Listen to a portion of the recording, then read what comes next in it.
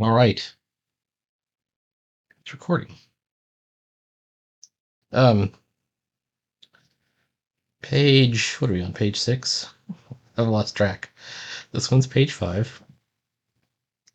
This one's page 6. And it's done, except I didn't do any of the tones. And I was thinking of doing these in shaders. So I've made a new layer here. This is the other cool thing about the, so B-Tones Classic is these dots, which are like, um, let's call them classic zip tone type things. And there's even a duo shade type one with a line shader. And then they have shaders, which are different. They are pressure sensitive. Unfortunately, they start at between 45 and 60 degrees. I was going to use this grainy dot one. And pressure sensitive is a lot harder to deal with. It's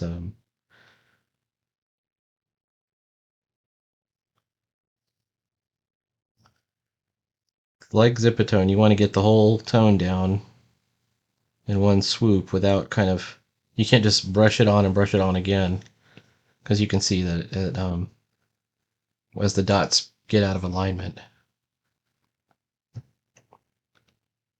can create those confusing visual effects of the moire.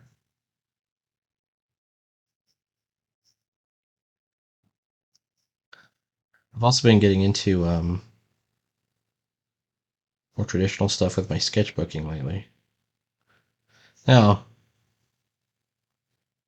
let me get rid of this. I'll get rid of you. Sketchbooking has been going really well.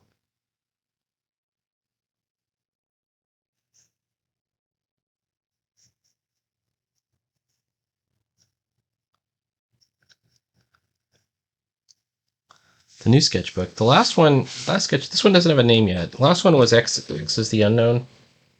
Let me just show you. And this has been getting better and better and better lately.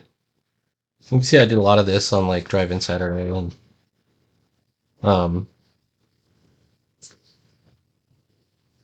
it's been a lot of fun.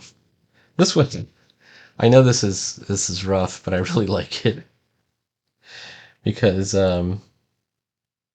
this is me finally using a Sharpie and just kind of going for it. And also, I found this. I didn't realize I had this. This is a refillable. Who's it made by? Kyocera? I can't read that. I don't know what it is, but this is a refillable fountain tip pen. A felt tip pen. So I think it's like a 0.5, but it has a fountain ink filler.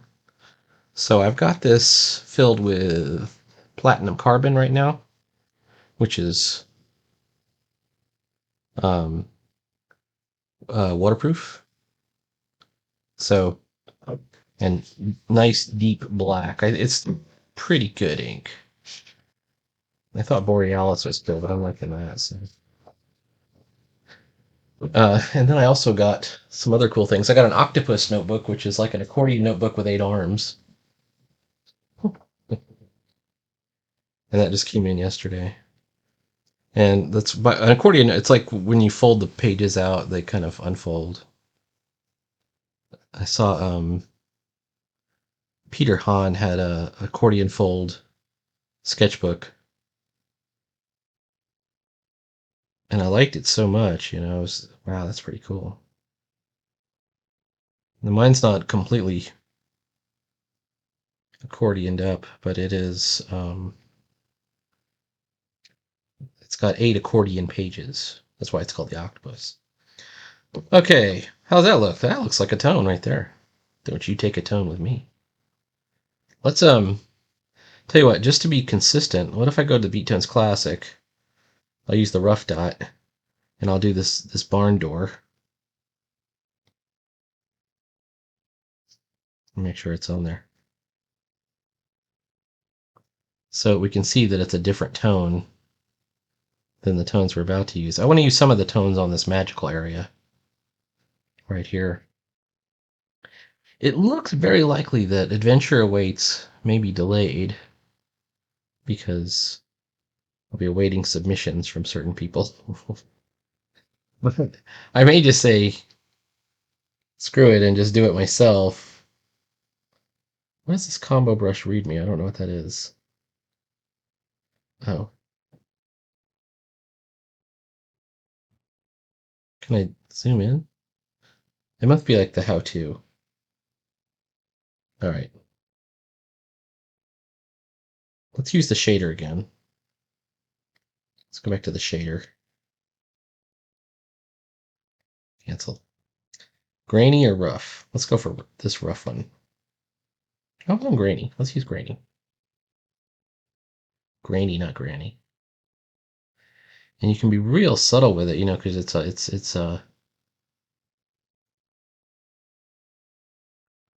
it's pressure, right? So we can go dark. Same thing.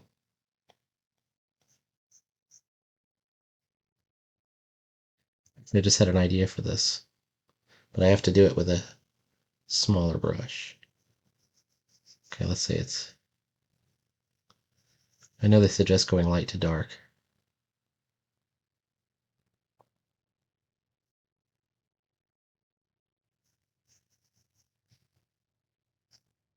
That's a gradient, if I ever saw one. All right, before we get out of configuration here.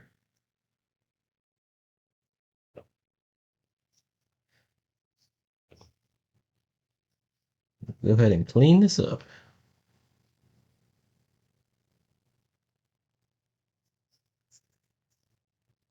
This kind of harkens back to the techniques where you would have duotone paper, and you could paint on it with the chemical that brings out the tone, but you could paint lightly in some areas, and less lightly, and you could even do highlights by just kind of slicing out some areas. So those could be highlights right here, right? You can do a highlight up here.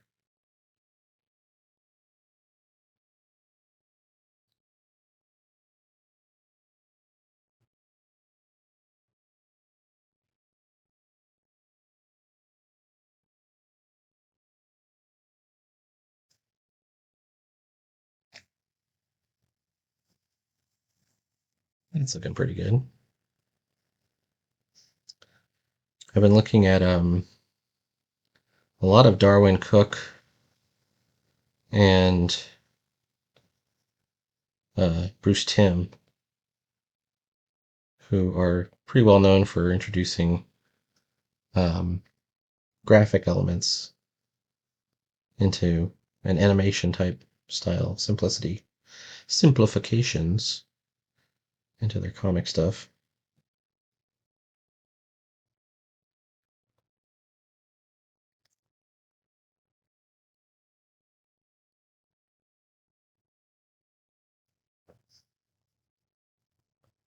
So look at that gradient right there. It starts out really light, gets real dark.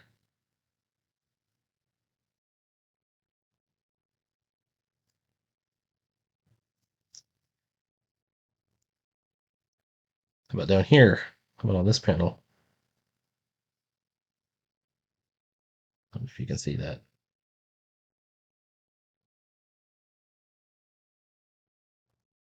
One of the things I like about it is this: there is some glitch to it. Like if you're not careful, or it might even be part of the charm of it, you get some unevenness in the coverage.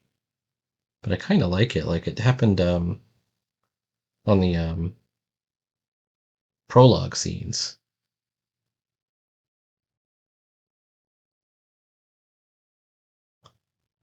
and there was like an area that seemed to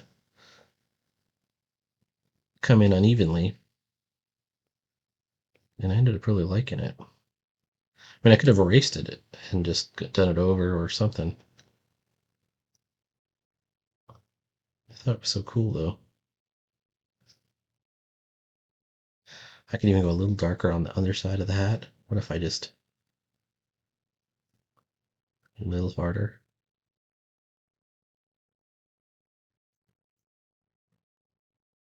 Nice. Okay. Same deal here. Let's do this one.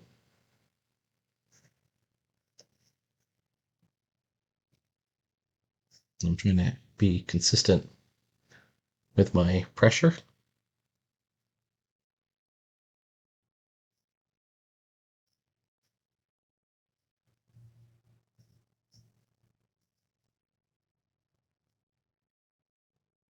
It means the hat will match the intended tone of the cloak.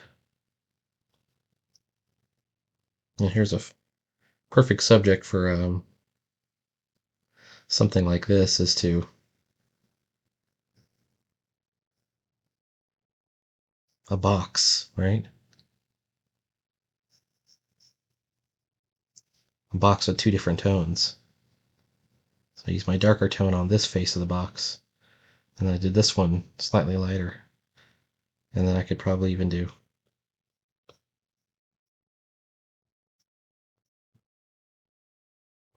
people will be able to tell the difference. I don't know. There's probably some other things like there's some manga style, you know, effects that you could probably do. Like I could probably even do the whole background or something. I'm not going to on this page. I think this page is okay.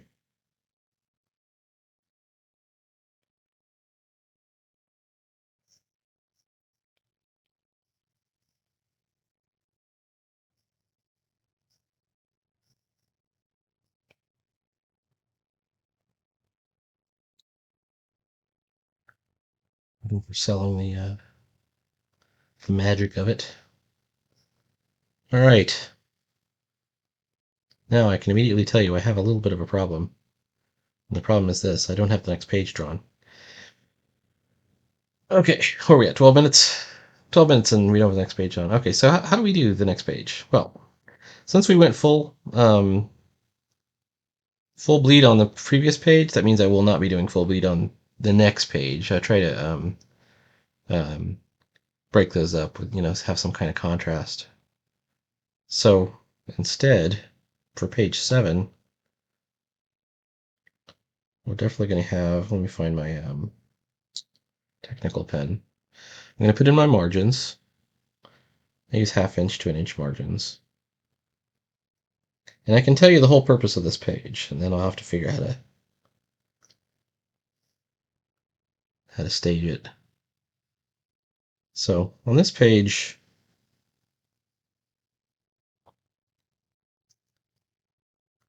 I think Alcabetz leaves.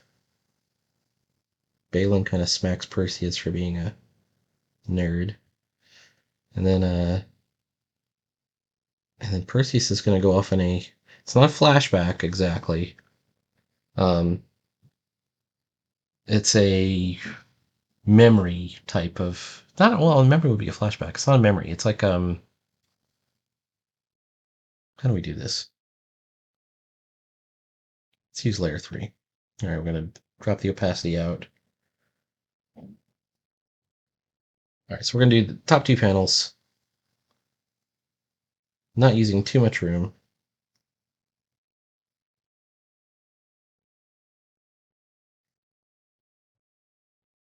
These are roughs. We have Alcabetz leaving. You can just teleport away. Bamf. We have our 2 guys. The next page. I don't remember what order I put him in. Okay, I think he's on the right.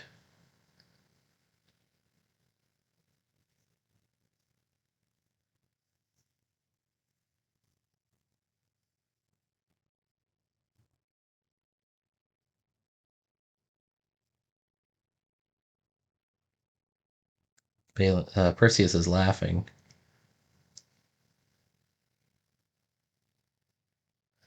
And Balin's getting mad. He's smacking him somehow. We'll have to figure out, how we're going to stage that. Then we're going to have a head of Balin explaining the old group. And I could do it in one big panel even, maybe. Or maybe I'll just do 2 panels.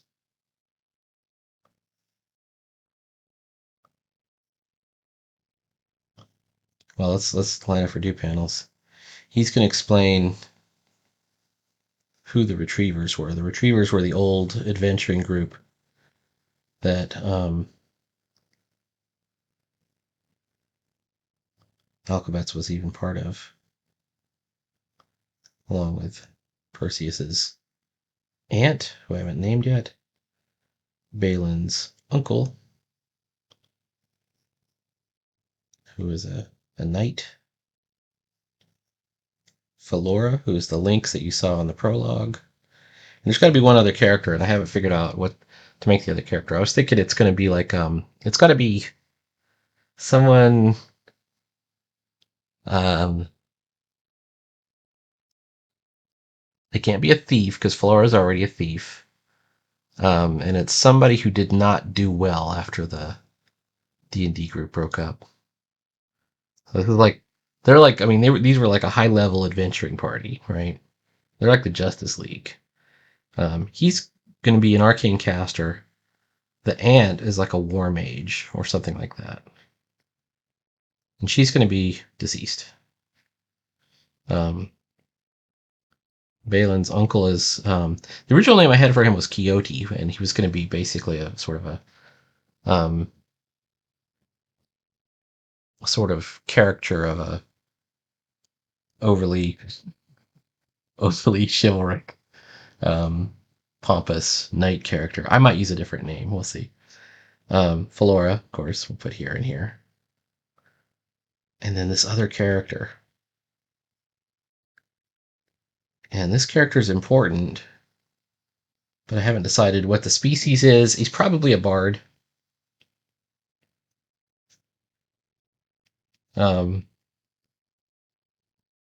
Or something like a bard or something roguish like that. And I might even do this as one big panel. And what else? What else would I have on there? We could do it as a big panel. We did it as a big panel. We just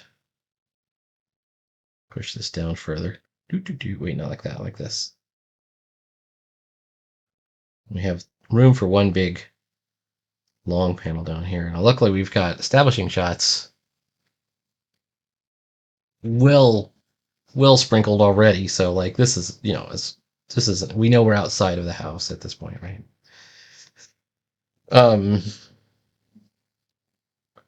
I could use the extra room. I want to have this argument and then this sort of vignette where he explains who they are. But it's got to be some kind of thing where he also explains that it's been over 20 years and they don't talk anymore. They're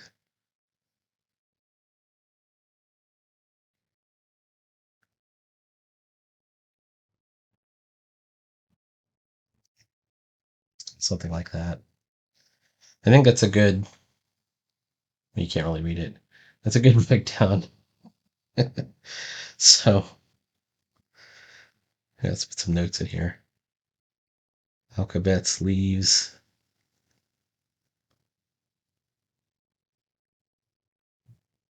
Balin plus Perseus.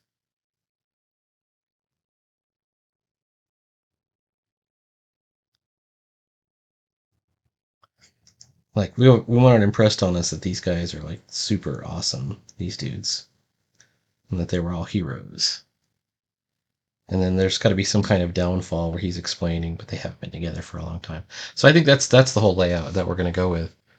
I've got to do some designing probably, so I'll try and have something ready for tomorrow. Maybe some roughs, And I guess we'll see.